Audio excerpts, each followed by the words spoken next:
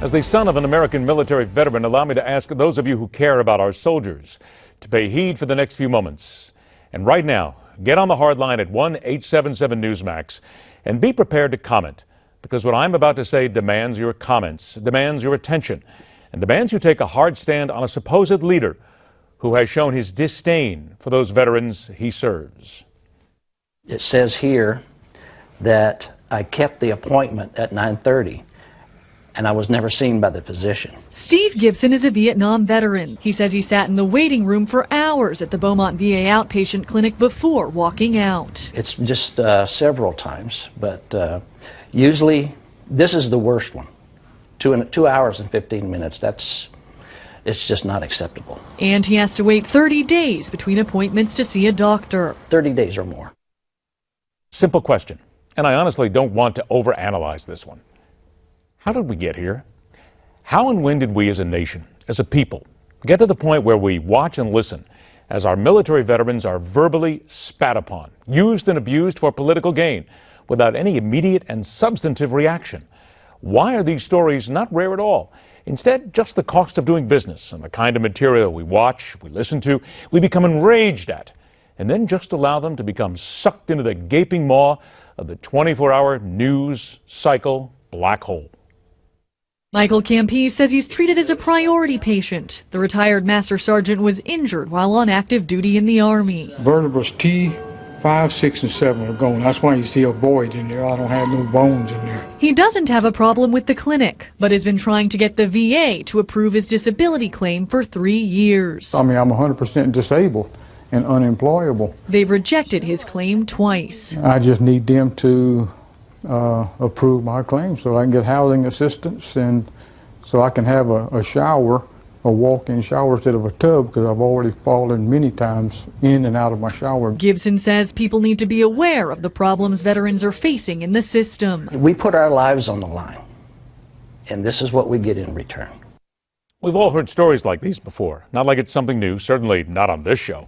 I'm rather proud of the fact we have covered veterans issues a number of times when there was no real news out there to base it on. We based it on those stories about vets and the people who helped them for no other reason than they deserve the coverage, a focus on how they are shuffled about like aging paperwork, and what we might be able to do in helping them raise money and raise awareness. Those I then find despicable are the people who would use veterans and their plight as nothing more than window dressing to promote their political standing. The people who have been given the task of correcting the Veterans Administration system of graft, corruption, lies, theft, substandard medical care, and inherent fraud. But when you have a president who places in the highest level of authority for this task a known cheat, what should one expect? He is the head of our nation's troubled Veterans Affairs, the man brought in to clean up the department. But now Bob McDonald has created some trouble of his own. That is McDonald in a CBS report last month talking to homeless veterans, claiming service in the country's elite U.S. Special Forces. Army? What unit? Special Forces. Special Forces? What years? I was in Special Forces. But that is simply not true. McDonald is a veteran and West Point graduate, but he did not serve in Special Forces, a tight-knit, highly trained group which includes Navy SEALs and Green Berets, some of whom called McDonald out for making that claim. Overnight, McDonald admitted his error in a statement saying, "I incorrectly stated that I had been in Special Forces. That was inaccurate, and I apologize to anyone that was offended by my misstatement. I have great respect for those who have served our nation in Special Forces." And with that over a year ago, all was forgiven to Bob McDonald, a slip of the tongue, maybe seeking to make the homeless vet he was speaking to feel better about himself by trying to identify with him, allowed to keep his job because, after all, are we not a nation of second chances? Yeah, we are.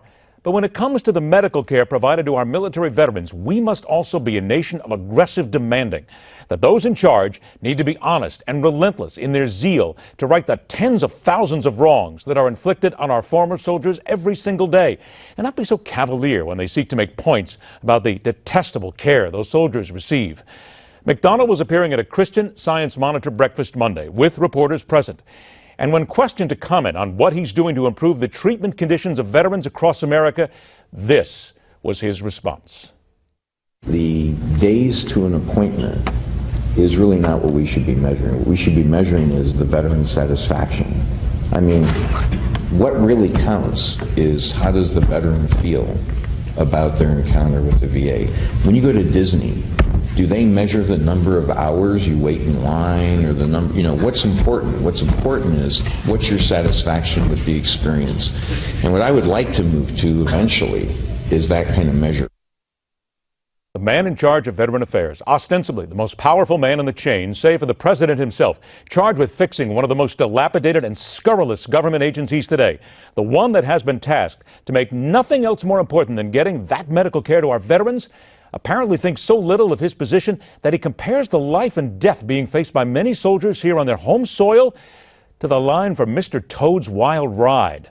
Contemptible, reprehensible, detestable, but only to a certain point. One that was exceeded when this pathetic excuse for a leader was questioned to apologize for his comments on Tuesday morning. And instead of taking responsibility for his actions, instead of being accountable and understanding the level of insult he had dealt to those who are facing possible death because of his callous and offhanded comments, exceeded the line of sheer contempt.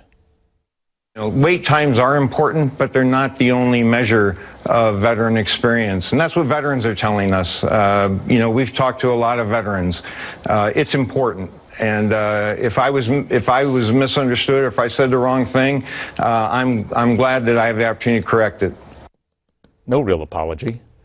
Listen, according to the Inspector General in a report issued in September 2015, more than 300,000 vets died while they were waiting for the care they were promised, the care they earned, the care they were assured would be there when it was most needed. More than 300,000 back home, here, who could and should have lived perhaps one more day, were it not for the criminal manner in which they were treated by an organization led now by a former member of the 82nd Airborne Division, a former captain, who may indeed have served with some men and women who, thanks to him and his government, could be dying or dropping dead as we speak. To understand the problems with the VA, a good place to start is the Williams Jennings Bryan Dorn Veterans Medical Center in Columbia, South Carolina, where veterans waiting for simple gastrointestinal procedures like colonoscopy or endoscopy have been dying. 6 so far confirmed. And sources tell CNN the number of vets dead or dying of cancer because they had to wait too long for diagnosis or treatment could be more than 20. It's very sad because people died. And they didn't have to. They paid the ultimate price. So, Mr. McDonald, have you asked the families of those dead former soldiers about their satisfaction with the experience? The only satisfaction here is to fire Bob McDonald without hesitation. For the American people to rise up and demand this president fix what has been on his watch for 8 years and has been burned far too often and far too easily by those who now have blood on their hands. Just like Bob McDonald. And that is telling it like it is. I got about 60 seconds left at 1-877 Newsmax. Jim in Chicago, Illinois, thanks for joining us. How you doing? Love Newsmax. Love your show. The way these veterans are treated is appalling. And for him to even say things like waiting in line is no big deal, like Disneyland. 22 vets are killing themselves every day that need help with PTSD. And all they care about is taking away people's guns that come home with PTSD rather than giving them the treatment they need. And you got our president over there in Vietnam making nice with the people who never returned our POWs and MIAs after they were paid the $4 billion bribe by Nixon. It is a good point. Unfortunately, Jim, I'm short on time. I have to let you go, but thank you for your comments. Charles in Birchville, Kentucky. I have 20 seconds. Charles, please go ahead. I was supposed to make a comment on something I heard on NBC this morning. Bill O'Reilly was. I only have a couple of seconds here, Charles. Do you believe veterans are treated fairly? No, they sure ain't.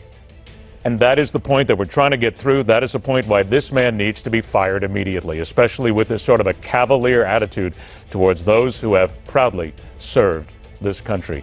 Thank you very much. Rock on, true believers. Think about it all. We'll see you tomorrow right back here on The Hardline.